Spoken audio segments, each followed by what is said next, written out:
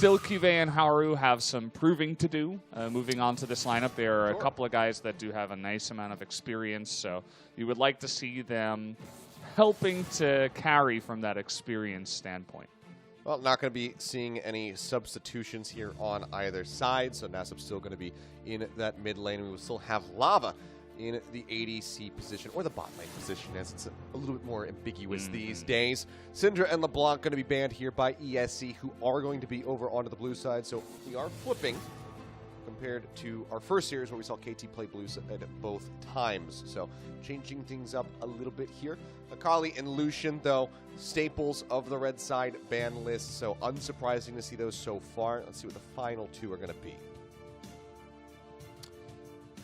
The final two, and also, I think more importantly, the final ban there on the red side, because we've seen so many very consequential first picks for blue. Yeah.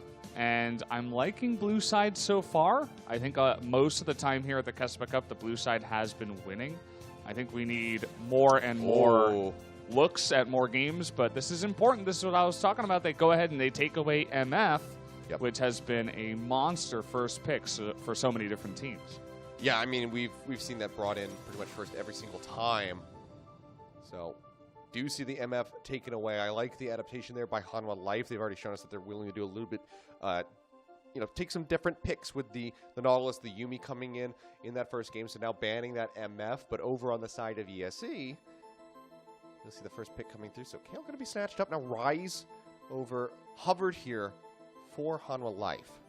Yeah, they're trying to look at what they can respond to the Pantheon with, and what will be going into... Yeah, that's Pantheon. Oh, my bad. It looks like Kale to me. All right. I'm not up to snuff, apparently, on the... They have some different splash arts and stuff like that, you know. I mean, the first time that I played against the Kiana when I was playing solo queue in NA, I thought it was a new Sivir skin. She's got this giant circular thing. Yeah. I thought it was just Sivir with a skin. Yeah. And then she started doing all this weird stuff. Yeah. With these weird abilities. And I was like, dash like that? This isn't Sivir at all. What have they done? Yeah. Oh, that's just me just, not knowing something. So my bad, guys, on the splash art. Pantheon! He was a massive ban. A lot of the time at the end of 2019, we saw some patches to bring him down a couple of notches, and other picks became extremely strong, so he has slowly crept back. But we've seen him not banned and not picked for a lot of games as, wow, okay, Cassiopeia going to be coming out here, and that is 3 AP damage dealers already on the side of Hanwha Life. Yeah, they are pretty deep into this hole right now, so we have to see what they're going to round out these final picks with. For now, though, in the bans, it will be the Rakan taken away. So just denying that double synergy with the Xayah, and okay, so we're seeing some really new stuff.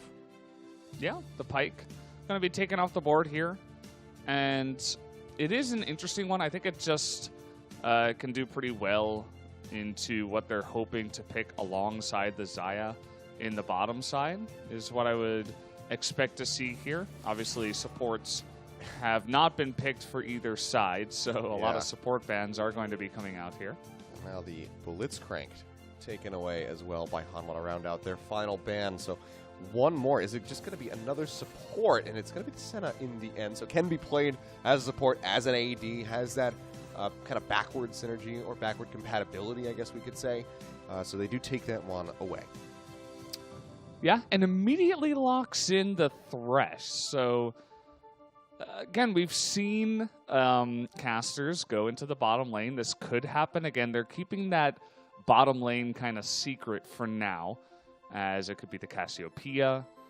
Would be the most likely out of the top 3. I think Elise is definitely going to be going jungle, as Aatrox will be locked in here alongside for ESC, who are now going to be looking for their own support alongside of the Xayah here. There's a lot of bans so far towards the supports, but maybe something like a Braum or Nautilus, actually. Yeah, I didn't even notice that he wasn't banned. Yeah, made it through all the way to the end, so... Oh. Okay, tooling around with that idea, but it will just be the Leona Thresh that we saw from our first series between KT and KEG. So we'll just go ahead and have those as the supports. And a Nocturne. Yeah, Nocturne just gets locked in. Okay. That will be played in the mid lane. We are going to see that flex of the Cassiopeia down to the bottom side like I was talking about. And again, this is something you were highlighting even, Achilles. This is Lava playing a caster. Yep. And he is a former mid laner. So this should be scary. comfort zone, mania for the side of Lava alongside of Thresh, which can be a pretty deadly combo in normal circumstances, especially once it gets later on in the game and the Cassiopeia gets a couple of items. I'm not sure how this laning phase is going to go against Leona and Xayah. I feel like it could certainly have a bit of trouble, especially if they get behind in the lane. But as the lane comes along and the game comes along and you get some farm, I could see that being some really heavy pick on the side of Hanwha Life. They have an insane amount, and it's only Nocturne for 80 damage. Yeah, I was about to say, so very limiting in that regard. So we'll see how much temp can get done in that mid lane. I'm sure somewhere Vetti's saying, yes, Merry Christmas to me, the mid lane Nocturne. Vetti's was right in the end. Played by Hanwha Life, so he's going to be quite happy about that one. When you zoom out, it's a lot more obvious that it's Pantheon, by the way. But interesting lineups here from both of these squads. We're going to be seeing the Xayah here for the first time on the day, played by Rain. Let's see if ESC can pick up a victory here, give us that 3-game set, and push us even closer to Christmas at midnight, Valdez. We'll find out as we jump onto the Rift for Game 2.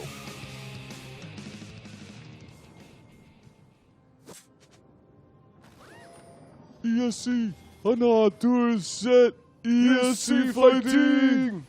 They got a couple of bros over there now on their side after game some 1. roll-offs in the audience is hanging out, having some fun. Mm-hmm.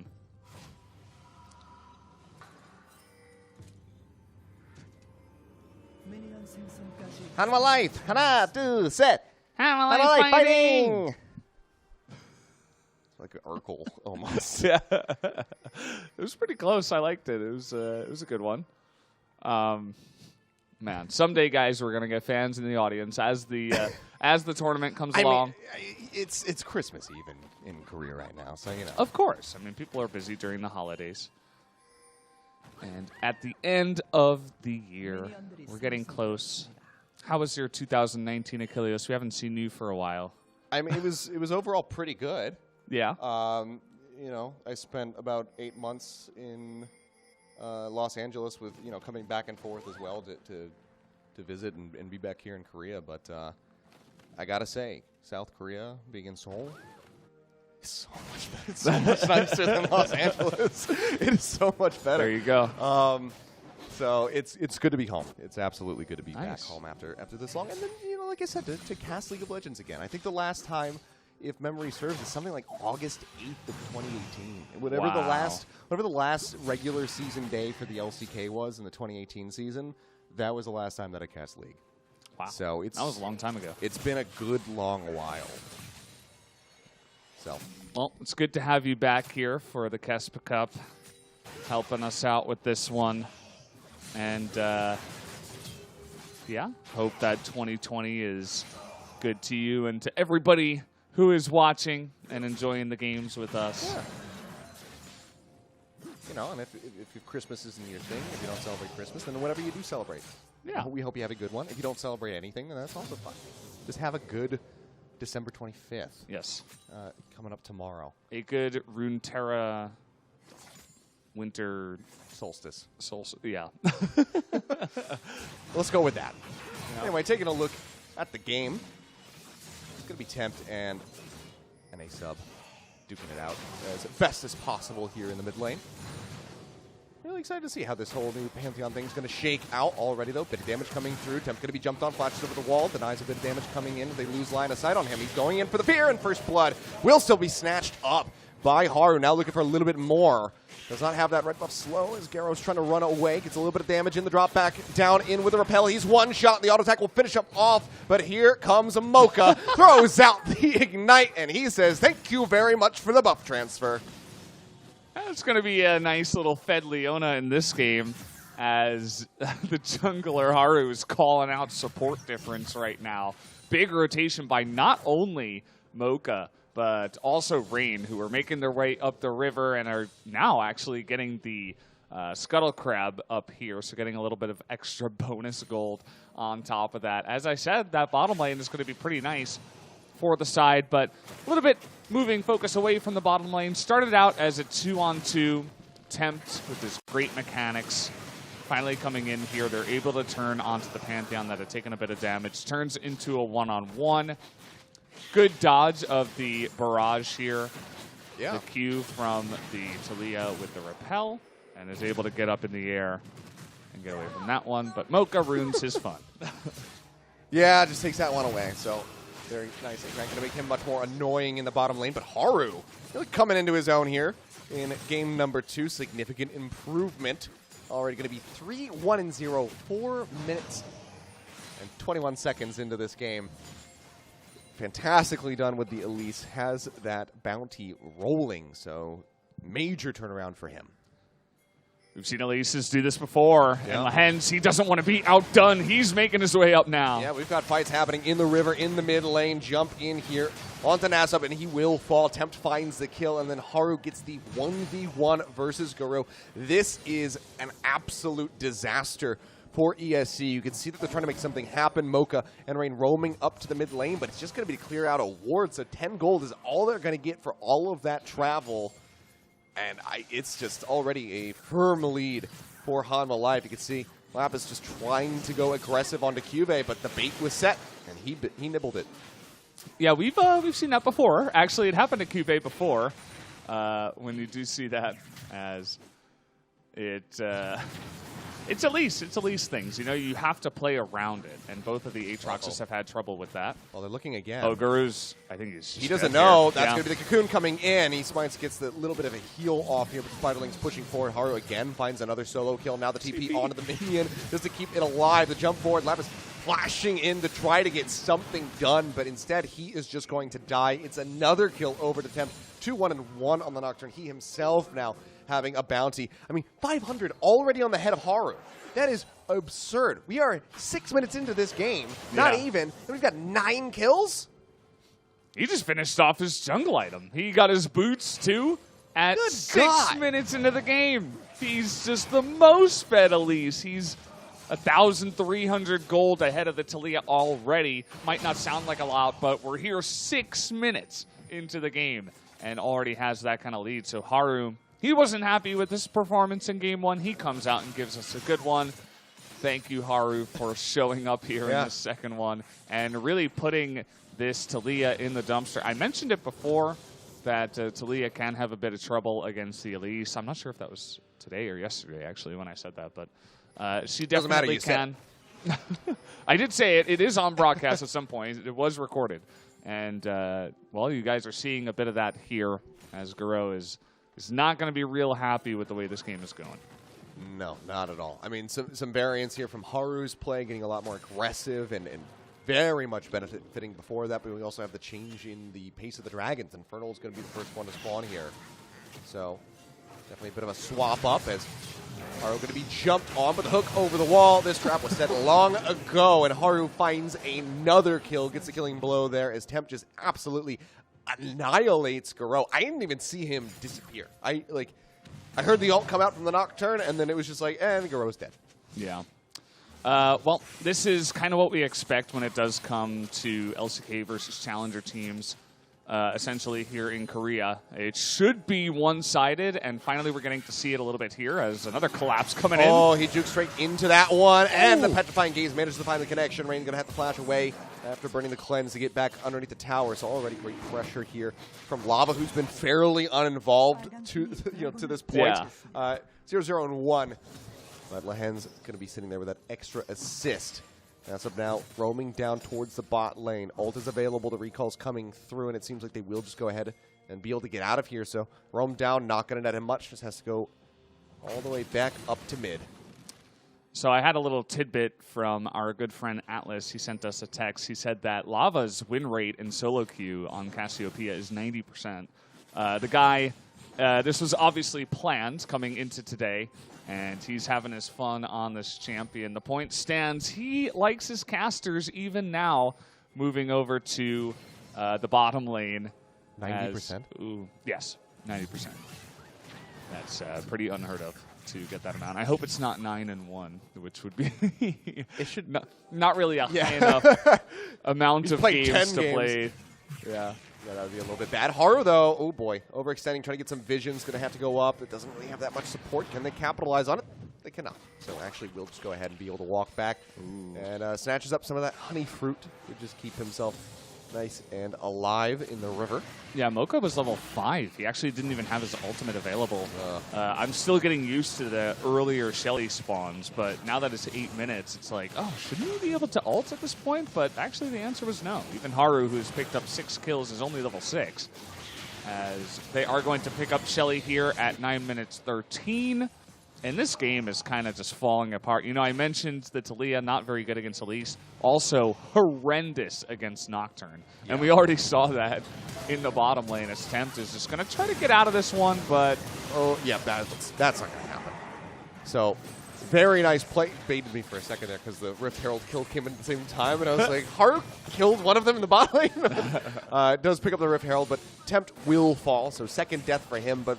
It doesn't matter. Look at this. The Rift Herald was summoned through, so Shelly just helping to knock down this turret in mid. This will be the first one to fall. It's a bunch of mages and a Thresh, so they actually don't have that much damage to try to take this out, so it might not happen yet. Fox going to be dropped. They get a stun in, and oh my god! Now, Sub, this gets absolutely destroyed, vaporized by this Elise, by this Cassiopeia, and the turret does surely go down. Yeah, you're not really supposed to be able to take down the turret that fast. You were talking about how it's so hard for them to take it down. There's so many more resistances added. Yeah. Not the Pantheon, though.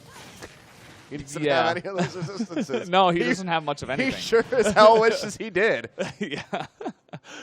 So they finally take down the turret after what seems like hours. And... you know, it feels like a bigger objective because it's even harder to take down, and it's even the mid-turret as well. So props to Hanwha Life. They are absolutely dominating and decimating ESC here in game number 2, really trying to prove a point more than anything else, I'd say. And I think they're proving it, and they're shoving that point where the sun don't shine right now. Yeah. I also got an update, speaking of where the sun doesn't shine, I got an update from our friend Atlas. He did say that the win rate is, in fact, 8-1 for Cassiopeia. All right. For nice. Our good friend Lava. So, you know, it's still good. It's still impressive, but it's not like if he can double those numbers, doing it, then that would be more in line with being truly impressive. But still, I mean, a damn good performance from him thus far with the Cassiopeia. The harassment coming out, you know, hasn't been soaking up the kills, so he's not the he's not making a highlight reel like we saw from Quad earlier on, but he's still being very well impactful here for his squad. And I mean, I 10 to 3. I started casting League of Legends during the tower swap meta. Yeah. So sorry about coming that. back in and seeing this pace of kills is quite nice. Welcome back. Yeah. So it's good to have you. I think Riot's doing a good job. Plane. Am I in China? Yeah. Is this the LPL? I think the changes that were made are really sending the game in the right direction. I know that's always a controversial statement to make, as people always are expecting perfection. Yeah. But it takes time. You know, the game is still, again, another controversial statement. I think the game is still young for a game that is 10 years old. Is 10 years old, right? And esports is kind of a game, industry where things flip over really quickly, but I think as esports grows more and more, 10 years will be considered young as more and more big games do come out. Yeah. There's still time, you know, right? It's working on it. And speaking of changes, we do have that new lethality item for the Nocturne. It is the Umbral Glaive, and that is the blackout item. So it's just really good at clearing the map. And as a mid-lane Nocturne, I really like it. Actually, as a first item, you can get it extremely quick and deny a ton of vision and set up those big ganks that Nocturne loves to do. Curious to see where he keeps going from there, because you would imagine one of the other newer items, the Sanguine Blade, would be quite nice for him, try to hunt down those isolated targets. Speaking of which, dive into the back line. Here goes Tempt, looking for the kills, but instead oversteps a little bit. Rain manages to find one. Can the rest of Hanwha spare his blushes? So far, looking quite unlikely. Lava does manage to find Garo, but that is going to be a 2 for 3 in favor of ESC. So swinging their way back through here as Haru, despite how strong he is not going to try for the Pantheon. We'll just go ahead and recall.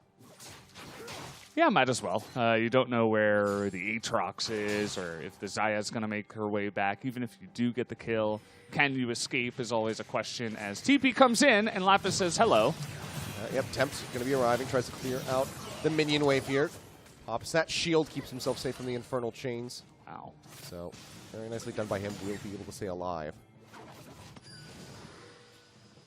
And it's just going to be running around Yomu's to get out. He's also been having a pretty quiet game. Haven't really seen the rise too much. Yeah, he's just farming. And honestly, that might just be comfort zone for him. I mean, you compare it to the Aatrox that's 0 and 2 at 87 CS. Oh, let's take a look at this mess again.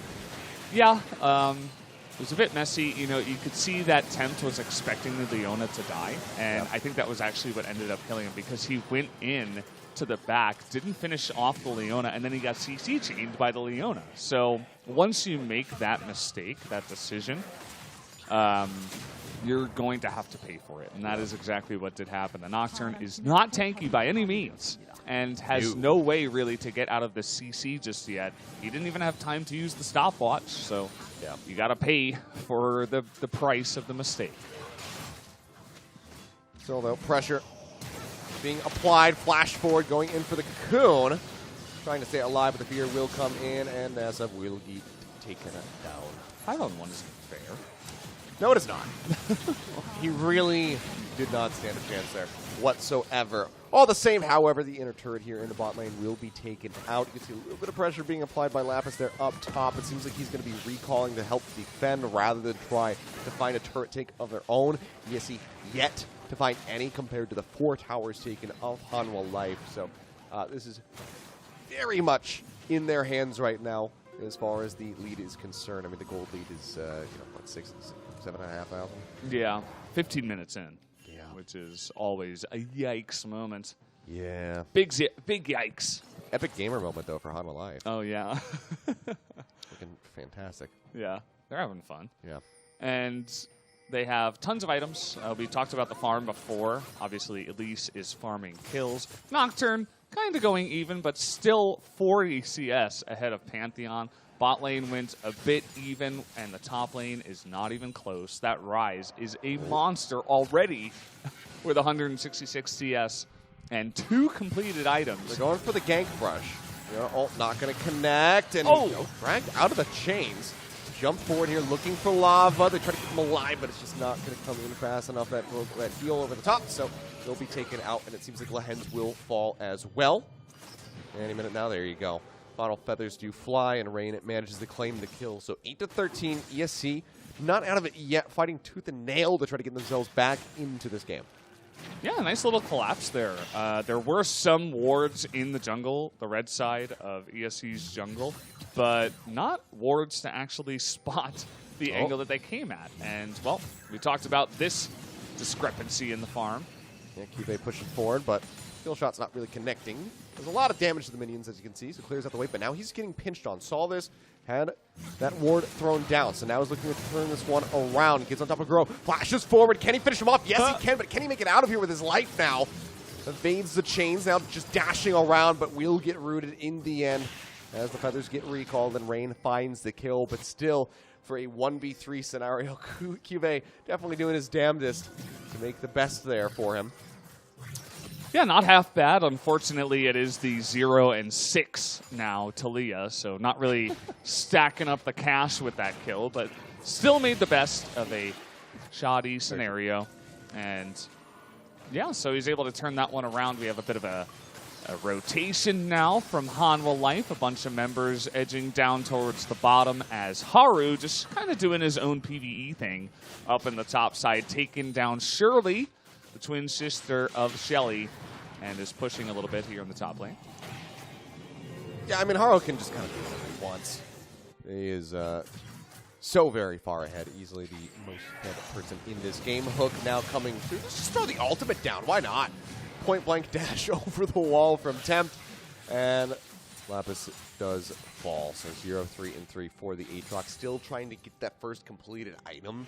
Yeah. But it's just, when you're being I just realized he didn't even complete an item yet. when you're getting put Oh, down like Lens. this, it's just so very hard. You have to get the hook in. The Petrifying Gaze comes out. That is going to be Mocha taken down. They do manage to find Lehen, so trading out one support for support, but still very much losing on the side of ESC. So you can see Rain here trying his best to clean this one out. Oh, the Cocoon, max range does connect. They start advancing. They say, why not? Let's go for him. Can't quite get in range, though. Forces Tempt to go golden, and a very nice flash away will keep him safe as those feathers get drawn back in by the Xayah.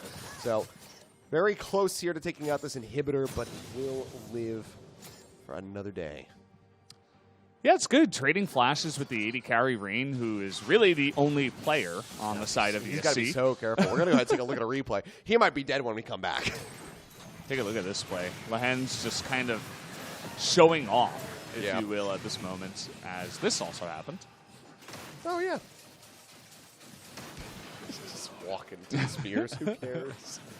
KeSPA just getting tickled by that one. So we come back in. He's not dead, but there is a dragon starting, and TPs are coming through.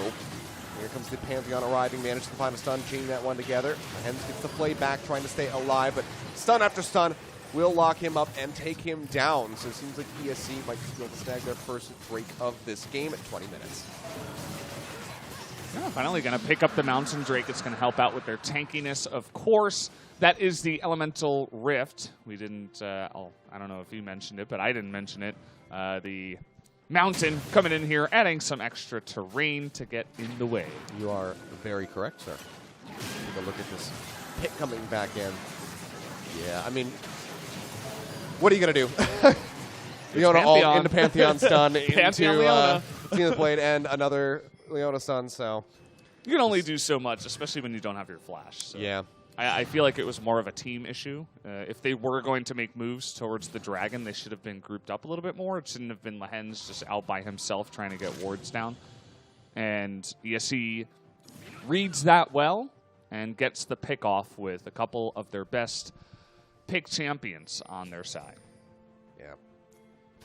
Well, just weren't ready to peel for him. So like you said, a little bit of a team issue. Not the worst thing, however, though, but still very good for ESC to get that dragon, get those extra resists coming through to try to keep them in this game. KeSPA pushing forward right now in the bottom lane somewhat fearlessly. He is extremely tanky on the rise at the moment. So feels perfectly safe to go ahead and push forward. Tempt as well. Going to be moving up and now going to be spotted by the control ward there in the river. Given the blackout ability that he does have on his weapon, will be able to go ahead and spot that out and clear it. Yeah, looks like he went Duskblade into a Guardian Angel for his third item. And yeah, it's going to offer him a lot of extra AD. Note that the Duskblade lost Blackout, but got 5 extra AD added onto it. So that's kind of what that item is known for. And so it's all about just doing the most damage in the soonest amount of time and the fastest amount of time. Although I did agree with you, actually, Achilles, a little bit. The Sanguine Blade, with the way he's playing and just looking for singular picks like this, wouldn't be so bad. It would have been really, really good, at least earlier on. But earlier on, he was still doing just fine without it. So playing for the team rather than selfishly, it would seem here is Tempt. You can see, again, KeSPA just pushing forward. Good news for Lapis. He did manage to complete his item, but now he's being dove underneath the tower, and he is dead. The Tempt's going to be dragged back in underneath. However, the Featherstorm coming through from Rain, trying to find something here onto KeSPA, but he's pushing forward. Oh, the shot's not going to connect. The heal going to be coming down from above. Just went to pop him back up, but it seems like he may still go down. No! Gets that Q, gets the connection, and now gets jumped on, but passage over the wall takes him out. The flail going to be coming back through as the box gets dropped down. Horror going to be golden with a sliver of HP remaining. They get the cleanup onto the Pantheon, and the Elise will survive. A fantastic turnaround at the side of Hanwha Life, and that is going to be an inhibitor going down. They might just try to end this one, as you say. 20 seconds plus remaining on pretty much everybody other than Lapis. So go ahead. They get rid of that one. Mid lane has some minions pushing through. Do they try to end this? I think it's a bit too cheeky, but the TP is in fact going to be coming through. Haru has no HP. Lehen's down to half, but they are still hitting the go button. Cocoon connects. Havertz has to run all the way back over into the Nexus, down to half HP as the first Nexus turret falls. 23.5 minutes here. ESC, can they do anything to delay this? They have to take them out. Temp going to be pulling back. The Nexus now going to be exposed. Second inhibitor going to fall. Hanwha Life, do they stick around? Seems like they will just go ahead and start backing up. Haru's got no HP. They're getting hungry for it. Nasib nearly taken down because of it, but does manage to retreat safely back within the base, and that will be the disengage for Hanwha Life. But man, so cheeky. Yeah, and what a sequence of plays just in a row as well. KeSPA went from 0 IQ to 200 IQ real quick as he missed Q after Q and then immediately pulled off one of the best escapes ever afterwards. Obviously, the Hens is just playing unbelievably. I feel like on Hanwha Life, he's kind of just smurfing on ESC right now. It's like he's like duoing with his friend who's in gold, but he's in diamond or something, if that's even possible anymore. But either way, he's just playing really, really well. He helps KeSPA get to safety, and they nearly even end the game, as we'll also take a look at what Nocturne does. Nice little angle here. I just didn't stand a chance. You see there in the picture-in-picture that Baron going to be taken, but yeah, I mean, it was pretty insane. He just couldn't quite get that shot coming through. Nope. But in the end, does manage to find the kill and then makes a great escape alongside Lehens. The shielding coming in to help mitigate through that Pantheon stun. And then they just go ahead and clean them up. Lava just constantly shooting out those twin fangs to melt through people. So 22-12 in 25 minutes. Yeah. 12,000 gold ahead at 25 minutes as well. Yeah. All the flashy items on the side of one team and not on the other.